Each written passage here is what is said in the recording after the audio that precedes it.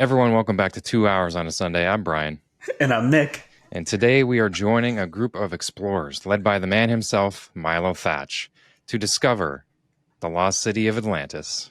Yes. This movie is an interesting one. It's underrated. I'm going to start with that. Yeah, For I would me, say it's so underrated. I don't think many people talk about it. It was in that late 90s, early 2000s era of Disney they were experimenting on different kinds of films, and it wasn't all about a Disney princess. Right. It had that action adventure kind of aesthetic. They used a couple different types of animation in there as well. They did the 2D hand-drawn stuff. They incorporated the 3D models of big ships. And it seems like they did some painted stuff as well with what Atlantis looked like. All the backgrounds they brought in like live action painters and stuff. Yeah. And I think it had a really interesting art style compared to what we're used to with Disney. Everybody was very angular. They had big... The one thing that I always remember about this movie is everybody's fingers were very weird. Yeah. They were like square and their nails went all the way to the end. His fingers were very long. Yes.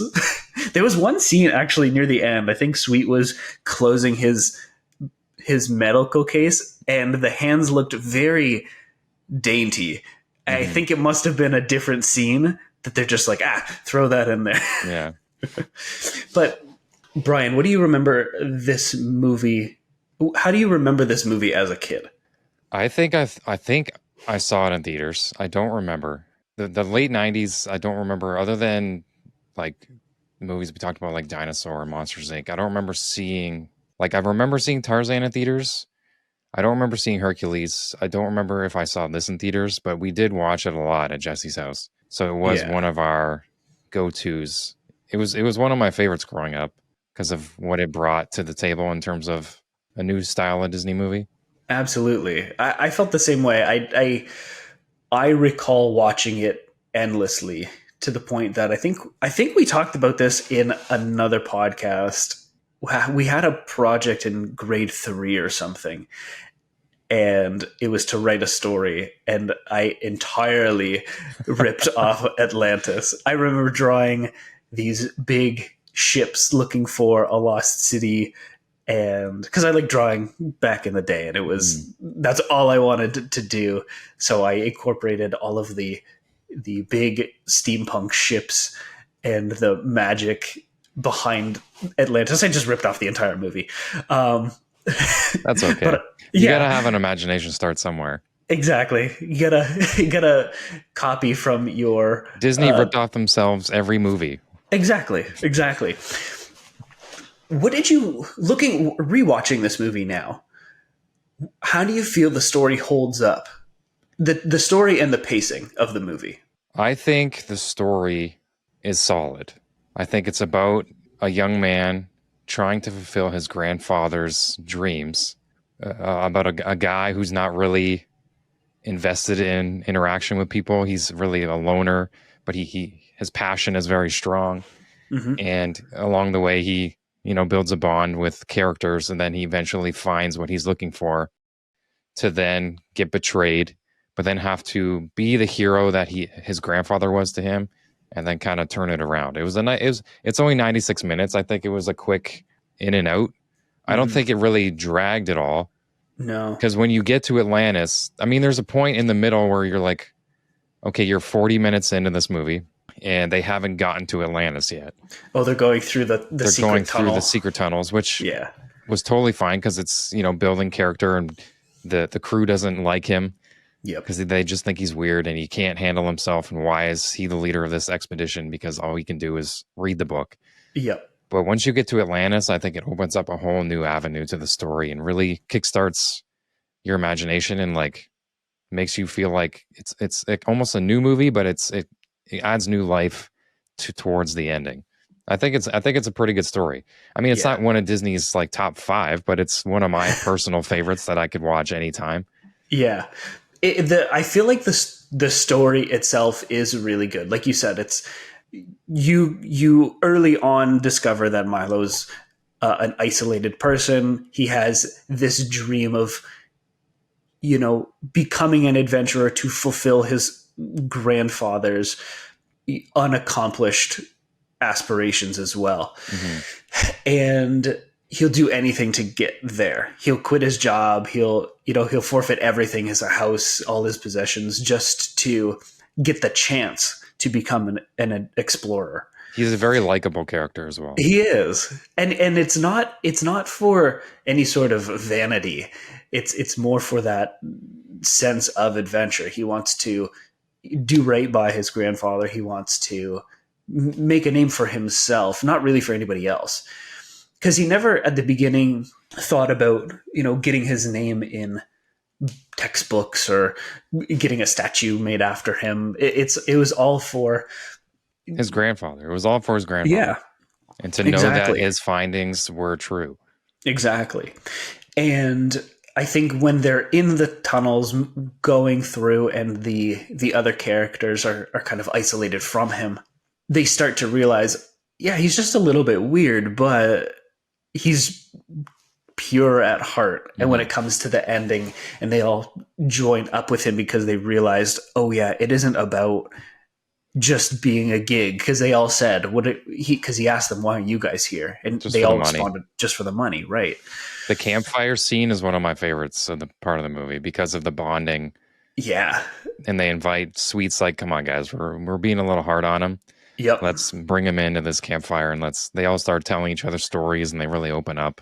Yeah, and it happens over a matter of, I don't know, 3-ish minutes, but they do it again, true Disney fashion. They do that so well. It was so brief, but you got the story. And there's that mystery with Mole. Obviously, nobody knows his You backstory. don't want to know.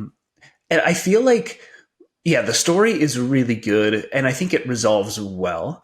Mm-hmm. And I think the 90 minutes was more than enough time. I've heard that this movie went through some production hell. I got some details for you. You do? Okay, I'm Yeah. excited to hear, because it really feels like that the execution of some of those scenes doesn't do the story or even the sentiment of the movie full justice. It feels like there's things that kind of were just put together to make it, work. So what are those things? So it's not the fact that they're just putting stuff together. Mm-hmm. They started with, so the movie took 4.5 years to make. Oh. And they thought about this. They had the crew that worked on Beauty and the Beast and Hunchback of Notre Dame. They were at a Mexican restaurant and they're eating chimichangas and they're just like, what do we want to be our next project? And they thought about a movie of adventure and something that's totally different from what they've done in the past. So they, about a year and a half before release, they changed the entire beginning of the movie, because what's cool about it, in the bonus features, they actually have a fully animated intro that was the original opening of the movie. And it was like a 3-4 minute intro of Vikings hunting for Atlantis. And they were on their ship and the captain had the book. Yeah. And the Leviathan shows up and tears their ship apart. And then the book flies off after an explosion because the Leviathan has the beams. Yeah, it's like a the robot. Firepower. It's a robot. Yeah. And then all you see is the book fall into the ocean, and then it fades in on how it has the A on the cover. Yep. It fades in on that, and then the movie starts. And so when they were building the movie, 45 minutes in, one of the guys came in and he said, "Listen, I don't feel connected to the Atlanteans at all." Because we get 45 minutes in and we have yet to see them. And he said, by that point, I'm kind of out of it. Right. Like there's nothing to keep me invested in these new characters now that we've got to these old characters. And then there was other sections where them going underground to Atlantis, in that middle section, there was like scenes of lava whales. They were trying to come up with all these extravagant beings that would lead them to Atlantis. And there's these bats that were like squids. Oh, wow. So they have all these animated. These ones were storyboarded. They weren't fully fleshed out, but the Viking one was actually pretty cool because it was actually, I didn't expect it to be done. It's a fully done scene. Fully done scene. That's cool. I gotta check that out. And so the lava whales, they had it all storyboarded, like these massive things, because they are, like in the movie, on a dormant volcano. Right. So they're like, because the fireflies were there. And then Hmm. you have all these crazy ships. So they're like, what do we do to invest the adventure and the action? Because they wanted explosion, explosion, explosion. They wanted this big, extravagant set piece. But by Yeah. the time you got to Atlantis, it kind of was too long. There was no personal stakes anymore. Right. They needed to keep it tight, develop Milo as a character with the other crew. So they Yep. cut all that section out and then really just brought in that campfire scene, and then getting to Atlantis, because then you saw the Atlanteans show up a little bit before, like when Yes. you saw them running around in the background. So by the time you finally get that opening, that beautiful shot when It's they walk up awesome. to Atlantis and it's all painted in the waterfalls, Oh you can yeah. clip it, put it as a Yep. wallpaper. It's one of my favorite looking shots in the movie.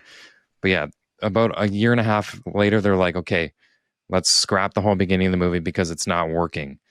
And they Yeah. replaced it with what it is today, which is Kita losing her mother, which Right. connects us. As soon as we see her later, we're like, oh my God, that's the little girl. So then Yeah. there's that personal connection with all the characters, unlike it had Huh. before. That's interesting because I Mhm. thought when I first turned the movie on and I didn't remember that intro scene of Atlantis being destroyed. So it was interesting to me because I think we've seen movies that have those sorts of devastation introductions in the past. Mhm. Well, Dinosaur kind of has that about 20 minutes in. Dinosaur, we've seen it in like The Mandalorian or something like that, Yeah. or I don't know. But yeah, you see, we're used to those scenes. And I thought, oh, okay, we're getting a glimpse of it. That's If the it's not interesting. destruction, it's a parent dying. Right, exactly. And it's cool because we know as the audience Atlantis is there. Like we know that that's not the end of the story. So I think that was a smart choice for them to do rather than not invest in the Atlantean characters right off the bat and have us realize, oh, that they're still there, they're still alive somehow. It's good that we know that, and that's not the climax of the movie. Essentially, Hmm. it's really the characters that are driving the story forward rather than the set. So 4 years of development. That is a Yep. long time. How That, long are that's you almost Disney? like Emperor's New Groove. That went through like 6 rewrites just to get it to where Yeah, it was. Most Disney films are just over 2 years, like of yeah, production to finish, you know? right, yeah. So around that same time, we saw that shift in something at Disney Hmm. that was saying, "Wait, hold on, your movies are sucking. We need to fix the process." Well, their movies in the 90s were all gems. Exactly. I So think they they, just wanted to try something new because they also had Treasure Planet oh yeah, in that same time frame. that's Hercules came right. out in 97. It Yep, was a difference of what they were in the 80s, from all the the Disney Renaissance. princesses, the Renaissance, to the Yeah, Lion King, to Little Mermaid. And then, you have Hercules, Treasure Planet, Atlantis, Emperor's New Groove, all these different kinds of films yeah, because they've done that before. They're yeah, trying to broaden their horizon. And you can tell with this movie, like all their movies, animated beautifully. yep. Oh But yeah, some of the old ones you can notice when they're just holding frames, but they're only animating certain parts. yes, This movie, like we talked about with Emperor's New Groove, they're just showing off. they really are. There's a I lot of think so great too. animation in this movie, Yep. just hand drawn character Yeah. moments, the fluidity, everything in this movie, and that goes Yep. to the art style as well. Oh, Because for sure. we mention art style a lot in other movies we talk about, but this movie, I love the art style. In the Yeah. paintings, they brought in live action artists to do all the backgrounds and create that world so they can have those kind of broad scopes of what they're not used to doing. And then, do you Exactly. know who they mirrored the art off of? No. So they Who? wanted to make it look like a comic book. So they brought in Mike Magnola, Oh, Hellboy. that makes so much sense. Yeah. I So he get it. came in and Yeah. did like a whole workshop of how he draws. And he's like, well, this is just how I draw. I don't know how I draw, Right. And so they had to study. They wanted to develop all the characters and his kind of look and all the dark tone, like how he does the black shading on top of the stiff lines with his Hellboy comics. Yes. And Yep. so they went through a whole process of doing that and really diving into fleshing out these characters. And then there was like 20 different variations of each, and they kind of narrowed it down. And they said, well, that's Milo. that's the Colonel. That's That is so that's cool. Kita. Like everybody had their own kind of stamp. Like the artist who was drawing them had their own stamp on how they wanted them to look, and then they kind of brought it forth. But yeah, they really wanted to look different than all the Yep. other ones, so they wanted it a comic book feel. I really appreciate that about this movie because yeah, watching it, I thought, oh, these characters are very, very unique. Hmm. They still have that Disney air to them, that Disney presence, but there's just it's a little bit edgier. And Hmm. even like the Colonel, I think is probably the best comparison to Mike Mignola's art style. He's got Yeah. the like really long face, the cheekbones are really angular and they're high up. The sunken in eyeballs, like it makes so much sense now. Oh, okay, I get it. Yeah. And they wanted to show off how good they were at special effects, because you could say special effects in live action, all the explosions, anything you comp in, fire, but there was so much hand-drawn special effects that was Mhm. top notch in this Oh movie. yeah, I loved the explosions. I loved the fireflies, and one of my favorite parts. I remember it from watching it as a kid was the stone statues. Yeah. Were those 3D or Yep. were they were hand? Okay, 3D, and then same with the yeah, giants at the end. right. Yeah, I liked those faces because they felt 2D drawn, Hmm. but there was that 3D feeling as well. It mixed it nicely. They Hmm. fit in. Yeah. That's what it I was is. just They gonna fit say in. that. Yeah. Like us watching it, we can spot the 3D moments, but it's the textures and how they manage to pull off the blend, Yeah. like the Leviathan, one of the Yeah. coolest looking creatures I've ever seen. And it Yep. was all 3D, especially in that time frame. Mm-hmm. How they managed to pull that off, and it looked crazy because they had to composite like the 2D stuff and make sure the 3D Leviathan in scenes when you were looking through like a glass, like through the sub, Yep. would all work. It took forever. And then the shot at the end when Keita and Milo are climbing up, and it's at that beautiful Yes. camera The pan, and then you get that mhm. wide shot of the Atlantis. That those pan shots I think are so underrated. People just watch them and they think, Hmm. "Oh, okay, cool, a wide panning shot." But no, like you have to move the character in the right 3D space, a 2D character in the Yeah, 3D space, and get them at the right angle with the right lighting. and draw them every frame. Yeah, and they like there was no interpolation frame to frame. It was every picture was drawn by hand. It's Yeah. crazy. And you know what's Oh, even crazier? This was one of the first movies they did widescreen. oh wow. And because obviously everybody knows the old TVs were square. Yep. So you had the Or 4x4, 4:3. the 4:3. So when they were trying to figure out, well, we have our 4:3, but we really want to show how grand Atlantis is. So let's widen it out. Mm-hmm. But then they thought to themselves, well, how are we going to do that? Because back in the day, they drew on desks, and the Right. desks fit the size paper that they used Yep. to translate the animations. So like, well, we have to build all new desks. So there's the production budget, and we have to get all new paper. We have to get all new everything. But then somebody was like, well, no, we'll keep the width of our desks. We'll go wider, but we'll just shrink it this way.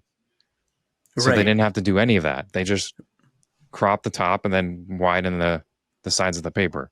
So the Right. desk, they didn't have to do any of that like they thought they would. But That's good. it's That's funny smart. thinking about how they would manage to make a new format on hand-drawn Yeah. paper. Right. So, and I think this is the perfect movie to do that because Yeah. all of those shots of Atlantis probably would not have felt as grand if they were in that 4:3 format. Right.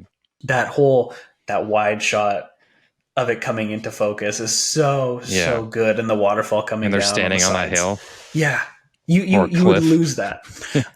I wonder what I think I have it on VHS. I got to dig it up and put it in and see what Atlantis looks like on a 4:3 format because they obviously put it out on VHS Yes. and But they I would think, have had to but crop when they it. put it in theaters, it was wide. Yes, but then it has to be formatted Because I for because I saw TV. the behind the scenes, and it obviously we forget when we're watching the Blu-rays or Disney Plus, like how Hmm. enhanced the movies are and how beautiful they look.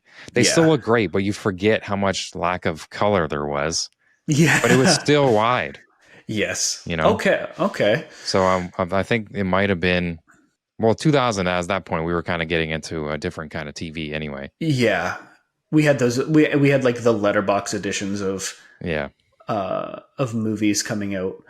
The one thing I did notice about this movie, the tone, there were a lot of darker tones visually. It was a darker colored movie Hmm. than I was anticipating. I remember it though. I remember it being darker in color. Yeah. Why do you think they did that? Because you think Atlantis, you think bright colors, corals, blues, sunshine, all that kind of stuff. But why do you think they went for that darker look? I Well, think it fit I think well. that goes into the style that they wanted to achieve with the Hellboy style. Yeah. The live, they wanted to make a live action film, right? They wanted that kind of balance. And when you're Right. going underground and the severity of the circumstances of being attacked by a Leviathan and going through all these caves, it's Yeah. going to bring a tone. You don't want it to be like fun and daisies when you're Yeah. trying to survive for your life, right? But when you do get to Atlantis, there is the blues, but you're still the woman who did all the backgrounds and trying to Hmm. come up with what Atlantis would look like. She spent like she went off on her own for like weeks, and she came back with like a whole A spread booklet, of a things. spread of Oh, things of how you would light something underground, that's right. Because it is right? underground. Yeah. So she had like they used the thought of using the heart of Atlantis as that source, but then the waterfalls reflecting off different stuff. Like she had a whole cavern and like how animals would like reflect like the fireflies and Yes. how all their powers would reflect in the city in itself. And yeah, she had a whole spread just of how things would actually work. I would love to see that art book. Yeah. That'd be amazing. But yeah, Hmm. I think the color lent really well to the style, like the art style, as well as just the tone of the movie. I don't think it would have had the same impact if it was bright and colorful like Emperor's New Groove, or even nowadays how Aquaman, super bright, super punchy colors. It Saturated to hell. super saturated, right? And I don't feel like it's desaturated. I think it's just darker because Yeah. there's still a lot of contrast in all of the colors. Hmm. So it was a cool way to do it. Yeah. It felt personal. Like it was very, like this is how it would feel if you were in this situation in real life. Right. It wasn't Exactly. like extravagant and popping, like the colors didn't like, oh my God, it's saturated and we're underground. Why is the Yeah. brown so bright? Yep. you know? And it wasn't forced in No. any way. I really feel like this movie was, I think it was a stepping stone for Disney figuring out what they wanted to do. Well, they had to innovate, right? They can just keep putting Yeah. out the same princess movie, even though they Exactly. were different in little ways. Right. But they were getting the hang of the 3D, Mhm. right? Because you had that, you started bringing that in with Hercules. You did it with Tarzan a little bit with the trees. But Yep. this was like I feel like this is when They got it. they got it. They did. Yeah. Oh yeah. And it was 90 to 120 million budget, somewhere in there. That's the estimate. Ooh. But then they only made 186 mil. Oh wow, that is a So it did a loss. lot. But then they said for some reason the internet thinks it didn't do well because of Shrek, because it came out in the Mhm. same year. But I was like, well, they're not released on the same weekend. If it was the same Right. weekend, I would understand because Tomb Raider also came out. So it was fighting for, but I don't agree with it because Shrek was April. This was June. I don't Right. agree with statements that say, oh, it had this to compete when it was months later. I think because people saw Shrek maybe and it was so different and that's Yeah. the new, right? So Right. when they see this Disney, it's like, oh, I don't want to see that. I want to see what Shrek looks like. Yep. And it's not a Disney, people don't think of it as a Disney movie, right? It No, doesn't no, look I like a don't think Disney so. movie. No. So I think that might have hurt it, but it did get like one of those straight to VHS sequels, Milo's Milo's. Return. Yeah. Yeah. Yeah, but it still made profit. Right. That was a cool time for movies in general. I think they were really trying to make something different. Well, and DreamWorks was essentially a big FU to Disney. So, Yeah. or Shrek, sorry. So, but yeah, I don't think that people would have not seen Atlantis because of Shrek. Yeah, I don't agree with that either. No. I don't remember if I saw it in theaters, but I definitely remember watching it at home. If we didn't rent it, we owned the VHS. Mm-hmm. But yeah, it was a movie that I think kids can really get into. It's got all the right stuff. It does, for sure. Especially Milo. He's such a good character. He is, and the imagination, the passion, what he's into. It's not something you normally see in a Disney film. Yep. And the intro scene where he's making the presentation to himself, to himself, just like awesome. The fake audience. Yeah. And I remember though that scene because of all of the stuff he has in his office. It's just cluttered and it looks very cozy. It's just one of those things that your brain kind of attaches to, and you just hold on to it for 25 years. And he's one of those characters who's confident in what he knows. Yes. But when it comes to interaction and being in front of other people, he's the opposite. Yeah. Until there's something like, I love the moments when something was wrong with like some of the machines and he's like, yep, he pulls up his pants and he's like, you gotta do one of these. It's like, it's the same kind of stuff we got back at the museum there. At the museum, yeah. So he becomes confident. It's not in a show off way, but it's like he's trying to make people like him. Yes. Yep. And it's very comforting. It's a comforting kind of, I like this character. Yeah. He says it's essentially a show of, these are the things that I contribute and I'm happy to do it. Yeah. And I'm not here to like boast about it. Because everyone thinks he's useless. Right. Yeah. Right. So he said, oh, this is my opportunity. And he kind of sneaks in and turns some knobs and then smacks the steam engine. All the characters are great. This is one of the most, I would say, the most diverse and dynamic group of characters. Yeah. Everybody came from a different lifestyle that really added to the group. Absolutely. And it was, like we said before, it's great that we got halfway through a good introduction to each of their backstories. Mm-hmm. Sweet is such a good character, like Army Doc. We got Audrey, whose dad and sister had He wanted boys.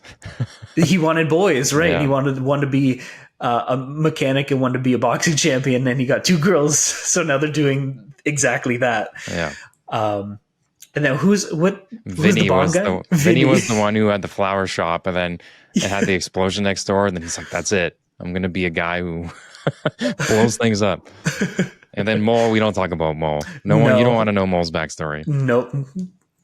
Too awful to comprehend, apparently. And then there's the older guy who's always cooking beans. He's the poor food groups. The beans, the bacon, the lard. Yeah.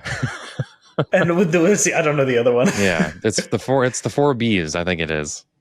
Oh, I don't remember. Something like that. But yeah, and then the Helen, I think her name is. She's running the mic and she's the comms operator. Yeah, she's operator. Like the glorified switchboard attendant. Mm-hmm. And I don't know if you noticed the voice actor who did the old guy with the beans and who's the cook. Yeah. He is Slinky's voice actor. He's Jim Varn. Yeah, but he didn't get to see his performance because he passed away. Oh, that makes a lot of sense. Yeah. Great voice. Yeah. And then Helga. Yes. She's like the super cool spy. Yes. Like badass force of mystique. Yep, exactly. That was a cool character because she's like super tall, imposing on everybody, and always very stone faced. Mm-hmm. And then has a little bit of a redemption at the end. Yeah, because she was tired of getting pushed around by the Colonel all the time, and they were supposed to be partners. Yeah, but he's in it for himself. The Colonel's a great character because that's a good twist. It is. Now, like, you can see that stuff coming. Yeah, as soon as you meet him, we're like, that's the bad guy. Yeah, that's the bad guy. But it's such a good, for kids, it's such a good twist of trusting somebody, and then he has the whole crew betray Milo Yeah. But the crew eventually, they're not part of his plan. This is not what they signed up for, especially when he starts harming Kita's The, father, yeah. which he essentially he dies from the punch because He he dies. has Yeah. internal bleeding. So he elder abuse, and then he That kills him. that just clicked in because I Yeah, realized, yeah, Sweet said internal bleeding, yeah, and then he died. yeah. So That's actually murder. yeah, so Whoa. yeah, glad he died. Yeah. Yeah, he He exploded. yeah, it was so cool. Like I wrote it in my notes when Milo was fighting him on the blimp and he Yeah. cut him open with the glass That was and the cool. sound of my I was like, ugh. It was like, ugh. And then he turned into whatever it was, like almost like a stone soldier. Yeah. Like the power of the crystal. Because at that point, Kita, she's absorbed by the heart of Atlantis and she becomes what Yes. her mother did at the beginning. Yep. Yeah, it was um an interesting twist on it because you think, oh, if you get cut by this piece of glass here, like what's gonna happen? Mm-hmm. Oh, essentially the fury of Atlantis is going Yeah. to well up Well, inside it's this not the person. glass. It was the It glass had was been the infected by the power. yes, yeah, Yeah. and obviously a normal human can't handle it, and you just explode. Mm-hmm. It's great. Yeah. I want to talk about the voice cast Yeah, because watching it, it all felt like they were in the same room, just vibing off each other. yeah, The voice cast, they nailed it. yep, And Milo's voice actor, Michael J. Fox, he was born for voice work. yeah, As good as he was in like the Back to the Futures, his voice lends himself to being over the top for animated characters because then he was Stuart Little. yeah. Like he That's has right. that innocent voice that has passion, but he can be quiet, but he can be wild and crazy, Yes, and it just yeah. works. And Milo, I think, is his best role for voice work. It is. It I think is up there. It's very strong, and to me, I actually didn't realize that until after I looked at the credits. Mm-hmm. I just I got into all of their voices. I Yeah. believed them, and that's what I like about older Disney movies that didn't really hire too many big actors to do voice acting because you Mm-hmm. can pick it out, and then you kind of you're taken out of it. Because there's only two characters in this that I think were massive talents at the time, which was Michael J. Fox, like in live action film, Yep. and then there was James Garner, Oh, who played the Colonel. that's right. Other than that, like most of these actors They're they're not relatively known. Yeah, they're no unknown. names, unknowns, theater performers, voice work artists. Yeah. That's where we've always mentioned that they have to stop hiring actors for the name Yeah. and hire them for the character. Yep. You know, I totally agree. like there's Yeah, a new Transformers trailer that just came out. I was just It's going to say horrendous. that. There's some comments that are positive. They're the Transformers fans, but let me tell you, the voice work, it doesn't do it at all. Yeah, I Like, get what are taken out. Yeah, and then it's trying to be a comedy to play into the actor's strengths. Yeah, No, I don't need stop it. it. Yeah. That came out of nowhere for me. I thought, what the heck is Transformers 1? Yeah. So, I don't know. And just like Sonic 3, we're going to talk about Sonic 3. You have, Yes. who plays Sonic again? That is, oh, I always forget his name. Ben Schwartz. Ben Schwartz, thank you. Yeah. So he is great with his Wonderful vocal performance. Yes. And then you have Idris Elba, who can do absolutely anything. So that's not a thing. But then they just announced who's playing Shadow. It's Keanu Reeves. And at first I was disappointed yeah. because I've seen his movies. You know, he can do one thing and one thing well. He does And action I understand now. superbly. I understand why they cast Keanu as Shadow because he's literally Shadow. Yeah. He was like Shadow's like John Wick. Like he's the same kind of vibe. Right. Keanu voiced in Toy Story 4. The motorcycle dude. Motorcycle. Yeah. What's his name? I didn't see it. Anyway. but Kaboom. Duke Kaboom. Duke Kaboom. Duke Yeah. Kaboom. Yeah. He voiced him, but he only had like a couple lines. And yeah, it was okay. But Keanu doesn't have the gravitas to like do a lot of different levels in his voice. Right. and he's Right. got the same tone. So that's why I was like, why are you casting Yep. And a when I famous saw it, actor like this who can only do like quiet and brooding? But right. then Shadow is quiet and brooding, but he needs. I would like something extra, you know. But that's just my thing. Shadow's an interesting one because he's had a lot of different voice actors over the years, I think. And my favorite, as we all know, is Sonic Adventure 2 when he's first introduced. Mm-hmm. And it's exactly that character. Yeah. If Keanu was doing voice acting for video games back in the 2000s, he would have been Shadow. Yeah. Well, because he was in another game recently, Oh, Cyberpunk. Cyberpunk, but Yeah. like Ian played it, but like he's not a great voice work artist, so they had to like compensate the animation and the character to go into the whimsy like Oh, lack of voice. But like yeah. we'll see. I'm not. It's again judging a book by the cover. We don't know We'll wait how and he's going to see until we hear translate. him. Yeah. But there's sometimes they cast somebody and you say to yourself that's a good pick. Exactly. Yeah. And I'm 50-50 on this. Like I get it, but I would have liked somebody with a little more power in their voice, Right. a little more something like Idris Elba, somebody who can carry their voice without having to do a lot, but could It's do just a like more lot. natural. Yeah. Yeah. Yeah. Yeah. We'll see what they do with it or what Keanu does with it because Mm-hmm. he might knock it out of the park. I don't know. He might. It'll all depend also on the script, The script, what yeah. they give to him as Shadow. See, I don't want him to be the silent but deadly type where he gets like 2 lines because of who they cast. No. You know? Yeah. But No, he should have some lines there. He doesn't say very much, to be honest with you. So I didn't finish watching Sonic Prime, but the episodes that I did see with Shadow, mhm, whoever the voice actor was, did a really good job. It felt pretty natural to me, right. and it didn't feel like, oh, who's that? It wasn't unfamiliar. So hopefully we'll see the same with Shadow. Shadow's just such a Yeah. Shadow's such a funny character to me because he's so edgy that it's beyond that cringy level to me, and it's just this surreal performance. I don't even know what to call it. So I'm excited to see it either way. Yeah. But they definitely nailed the performances in this movie. For sure. Totally agree. Knocked it, all of them delivered. Yep. And there's some funny moments in this movie as well. Yes. Some really great comedic timing moments, especially with Sweet. And then Vinny, he's so dry. Yeah. And he's like, look, I made a bridge. Took me 10 seconds, 11 tops. Yeah. It cracks every time I watch it. That's the one line that gets me going. Yep. It's like oh look, I made a bridge. He doesn't care about disturbing anything. He's like, let me exactly. because Milo's thinking about how they're going to get across this, and he's like, preserving everything. Yeah. He's like, look, I made a bridge.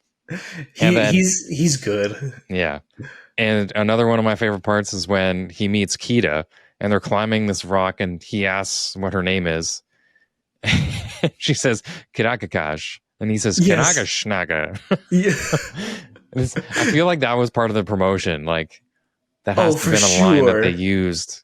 And every time it comes up, I just have to say it because it's so ridiculous. Like you heard what she said. It's such it's such like a 2000s joke. Yeah. It's so good. It's so nostalgic. Mm-hmm. You don't hear those kinds of things much anymore. And it's a good reminder of the level of comedy that we had back in the day. But I think it's about time mm-hmm. we talk about the queen of the movie. Go on. Kita. Yeah. Absolute goddess. Yeah, that was something. I don't care. She would have awakened anybody at that age. For that, if you saw the movie, like they knew what they were doing when they designed Kita. And every time she's on screen, I was like, they knew. And then the swim scene, they knew exactly what they were doing with that swim 100%. scene. I wouldn't want to be a fly on the wall in the boardroom talking about that character because it would probably get really weird. Yeah. But yeah, she listen. But like even People say Mrs. Incredible. No, no, they forgot no. about Kita. Yep. But the design, everything from like the light blue of the outfit and the like the white platinum Hair. hair and like the face paint, all of that stuff, or the Hmm. tattoos. And her eyes and her lips. They drew her lips a little different than everybody. They had like the Yes. way they curve the inside of the mouth. Yes. Yeah. And it really stood out Hmm. as a special character rather than and that's another cool thing. I think they did pay attention to the fact that Atlanteans are essentially an isolated civilization for the last, what was it, a couple thousand 1,000 years, years. yeah. Yeah. So 4,000, I they think it was. She's like yeah. 4,000 years old. So they're going to look different than our modern characters. And even standing next to everybody else, like the skin tone, the hair, the color of the clothes, the eyes, everything just stands out. And you Hmm. just always focus on her character. And the way they drew the hair really accented because it came across where her eye, the part where you want the audience to look at is the eyes in Yeah. the mouth. So like the way her hair formed her face Yeah. made It her eyes framed it. pop, framed it perfectly. Yep. Yep. That I think this movie is great for character studies. Hmm. What makes an unassuming character pop? Right. Because if you put them on just their character sheet, you think, okay, cool, I get it.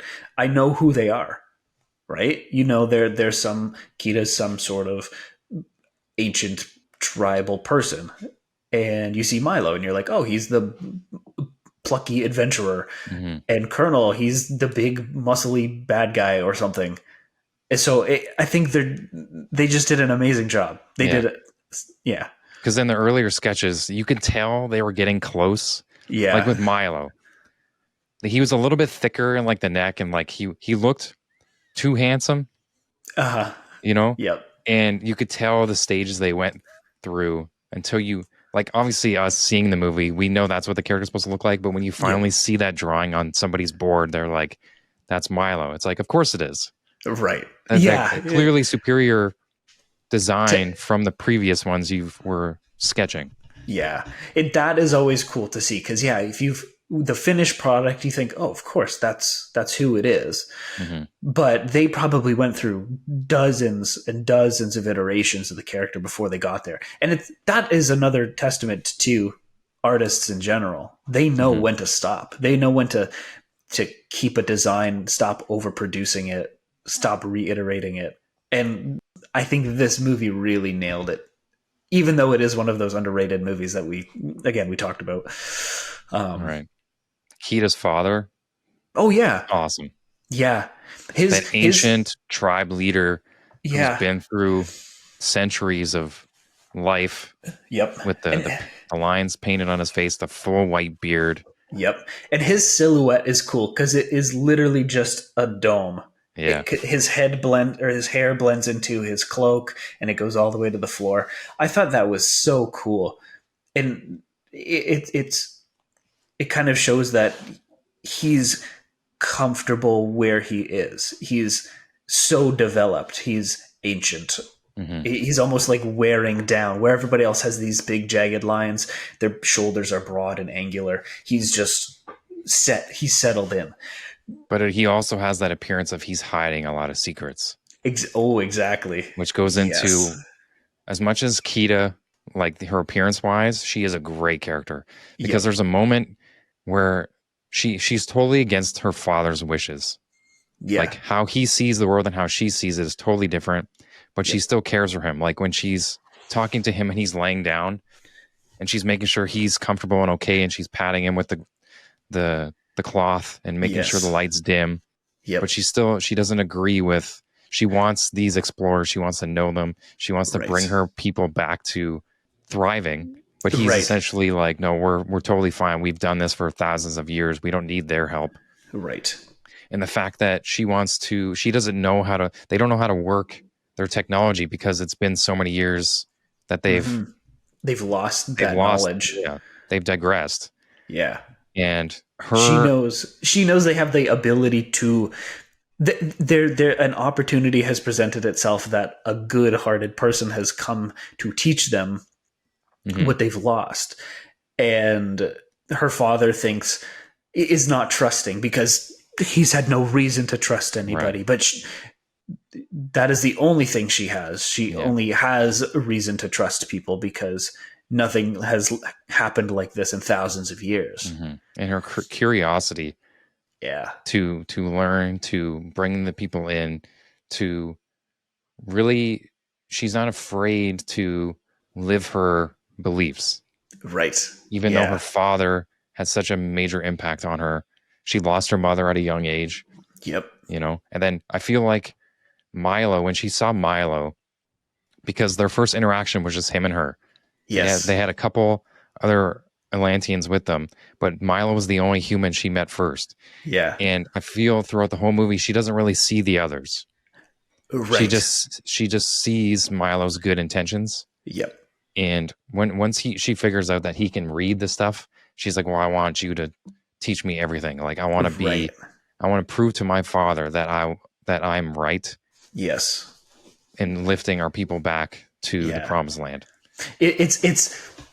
It's almost her ignorance to the other people that causes all of this. Hmm. And it's her father being the experienced, wise old person that says, like, I don't trust any of them because some of them don't look trustworthy. Yeah. Even if there is one good one in there, Hmm. there's bad apples in the bunch, and I'm not risking it.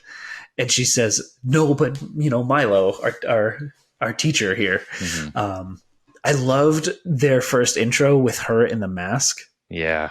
And she Oh, just takes the mask off. It's a huge mask. it's like the The art style of whoever came up with the full, it looks exactly like the past chiefs, right? The yes, leaders, like that what you were talking yes, about earlier with all the masks floating around the heart. It yep, looks like that, but with like the full hair.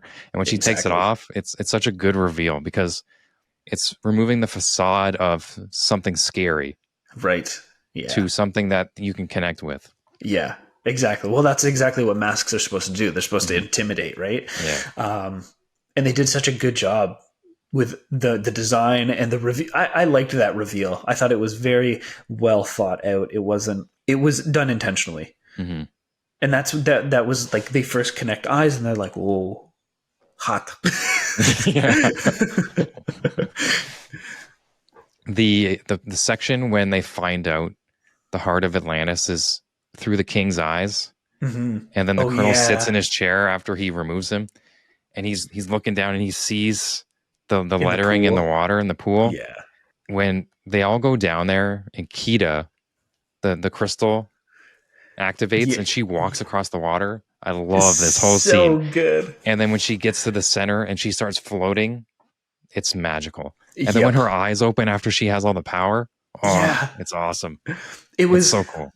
that scene. So Milo calls to her, and I initially thought, oh, she's responding to him, but I think what they did was it was very intentional. They waited long enough for her to open the eyes so that it is not in response to his voice.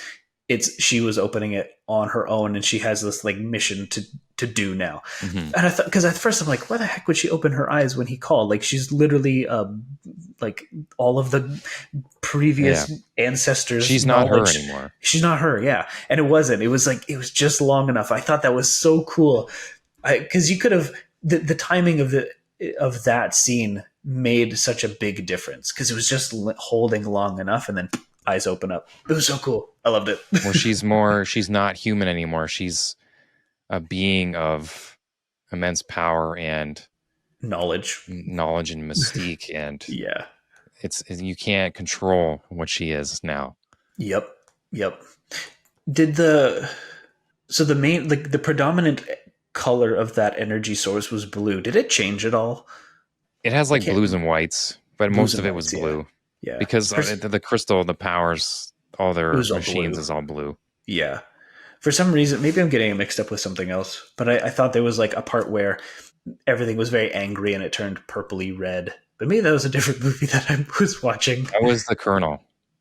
That was the Colonel. Okay, yeah, Yeah, that's but right. the lighting also changed to give it that like villain aesthetic. Yes, But that's yeah, he right. went from blue to like purple red to explosion. My favorite color, Mhm. explosion. The only nitpick I think I have with the finale when they're Yep. trying to free her, they bring back the joke with Mr. Sweet's saw. He's like, Oh that can cut yeah, through a femur in 2.5 seconds. She's like, I thought yeah. this thing could cut through a femur. Why didn't they just like blow it, cut the chain with the power? Like Or the blast it energy with one of the blast. cars Yeah, with one of because their they couldn't flying have machines. held on to it if once they cut it, they could have Right. freed her in seconds. But that's just a nitpick. That's fair. That's Yeah, fair. that's just a nitpick. I love when she summons the giants after Oh, the that's volcano just, goes off and the yeah, giants get up there and they do the clap and like this massive dome of energy protects yeah. the entire city. It's very Oh, it's much. so cool. And then they're there at the end, like the Yes. protectors of Atlantis. Oh, it's Yep. such a good shot. Very much from Majora's Mask, the giants that keep the moon from falling on Hmm. Termina. I thought I Yeah. was just like, yes, this is so Yes. cool. That's always seeing four giants holding off some imminent threat is just such Yeah. a So cool. a cool motif. And the fact that the 3D didn't throw you off, like back then 3D was kind of janky and animation wise, but everything, all Yeah. the 3D in this movie was so smooth. And when they Yep. clapped and how they like it was stiff, but it was smooth, you know? It was. Yeah, Yeah. It didn't feel. They probably put so much time into it to make it that smooth. Now it's a click of a button, and you can have a leviathan swirling around in yeah. the water for fun. But back then, no, one button, and you could have like the Your whole computer internal. fry. Like, Yeah. So I watched Hercules yesterday for another chat we're going to be having, and the Hydra came to mind, and I was comparing it visually to Atlantis, and it doesn't have that same organic feeling. It does really stick out. I think there were certain scenes from the Hydra fight that really lend well to the 3D-ness of it, mhm, but they found their groove. their groove with Atlantis. Hmm. And I'm glad it was that movie, because that movie could have sucked if it looked bad. Yeah, 100%. I mean, it probably wouldn't have made budget at all. No, exactly. And I mean, their budget would have been less because they didn't have as much CG in it. But Yeah, I'm very happy with how it turned out, and it's a very enjoyable movie to watch. for sure. And at 90 minutes, it's quick. Oh, can't Do you beat like that. the ending with I like Milo it. stays? I I think like so. that. And then he Yeah, sends the crew back, and the crew understand he needs to stay there because he doesn't belong in exactly. the human world, right? Yeah, He's he knew that from the beginning. He was a mhm. misfit. He was an outcast, and this is the place that he belongs in. And I like Yeah, how they get all the treasure, and but yeah. then they're having the meeting back with who's the guy they Professor Whitmore. Whitmore, and Yeah. they're like, "Well, what happened? Nothing happened." And they're all going through it, and then the one guy was like, "Well, this." Then he blew up in a no, nothing happened. Nope. It's, Nope. I love when he opened up the picture Yes. and it had Milo and his grandfather, and then the one crystal said, "Hope this is enough proof." Like, 'cause he had all the photos, but they knew they couldn't release this to the public, Exactly. Exactly. And and it was yeah, that's a great, I think, message to the audience. It's like, even if it leaves it open for kids' imagination. It could still be out there, but it's dangerous to have those things, have the truth out there sometimes, because there's bad people. There's hmm, bad people that could do a lot of, they could misuse the good in the world, right? yeah. Like the Colonel, he wanted to kill a whole civilization Right. just to get the power because he knows how much people would pay for it, Exactly. especially in And that time period. right. And that was the other cool thing about what they did with the power. It wasn't power. It wasn't It was energy. it was like the collective consciousness of past generations of Atlanteans. It Hmm. wasn't a source that could be tapped by anybody else. Hmm. So I like that. I like how Kita got her bracelet back. Yes. That was a nice Yeah. touch to the beginning. Yep. Yep. She opened her hand and it was in there. Yeah, like her mom saying she's gonna like releasing her from this prison that was Yeah. the From source that. of Atlantis, Exactly. Exactly. and that she's okay. I think that's another thing. The mom is okay. Yes. Yeah. Because she got absorbed into the stone light energy thing and Hmm. she's all good now. Terrifying. Imagine seeing that as like a 2 year old. No. No No. thanks. Scarred for life. Hmm. Every big light overhead is scary. But yeah, this was a great movie. It was. I enjoyed it. It's one of my favorites. Just from the Would you, characters, the story, the Atlanteans, yep. the fact that it's a different style of Disney movie. It's one of my favorites. Would you say that it sits with other adventure movies from Disney, or would you say it sits with other adventure movies from like other production houses? You know, I think you could do either. Like it could fit anywhere. I think to me it's better than Treasure Planet. yeah, I didn't like Treasure Planet growing up. I'll have to watch it again, but I tried a couple years ago and I just couldn't get through it. right. But this one to me is I think is up there with like, the National Treasures, you know, That's what I was thinking. Yeah. that kind of thing. Yep, for sure. That's where it sits for me. It is still a Disney movie. It does have that Disney feeling, but that early 2000s, they're trying new things, they're experimenting, they're figuring out what they want to do moving forward with this big leap in technology. But it still is competent to sit with National Treasure 1 and 2. Hmm. I would say that it's like a National Treasure point 0.5 Yeah. or 2.5. I do think though that they do it sometimes like with some of their movies, but I do think they went back to the classic. Like this was their experimental phase, and they're like, okay, we got to go back to what made us with their movies popular, like the Disney Yes. princesses. They still have the undertones of adventure. Hmm. Like whatever movie they're talking about, like Moana has the undertone of adventure. You have Princess and the Frog. Hmm. That's a classic Disney tale Yep. of finding your dream, like getting your dreams, but it's also a story about love. Yep. And finding like who you are. Yeah, there's the adventure movie of Onward with the two Oh yeah. brothers. That's a great Yes. one. I Yep. think that one's underrated because it came out right when 2020 was shutting down. Exactly. But that's a great one. One they Strange World. We're not going to talk about that, but No, no, no. but yeah, I think they're going back to. I mean, Frozen was really went back to Yeah. their Disney princess route Yep. because they did have the Incredibles. That was Pixar. The Toy Hmm. Stories. All the movies are still there, but I think Atlantis kind of sits on its own in terms of the extravagant adventure action film. Yeah. Yeah. Yeah. Unless I'm missing one, but I got them all lined up, and I don't really. Yeah. You're looking. You're like, no, no, that's Yeah, it. no, Yeah. that's about it. But yeah, this was a good one. What's your Yep. overall final thought of Atlantis? Very enjoyable. 90 minutes is sweet for me, Hmm. and I could put it on again. Hmm.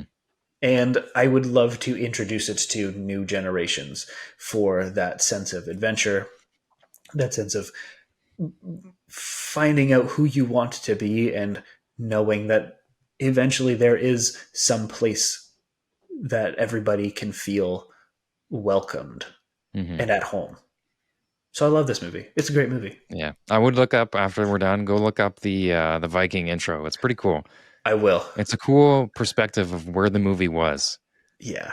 and how they kind of changed it to be what it was when it released. It was pretty cool.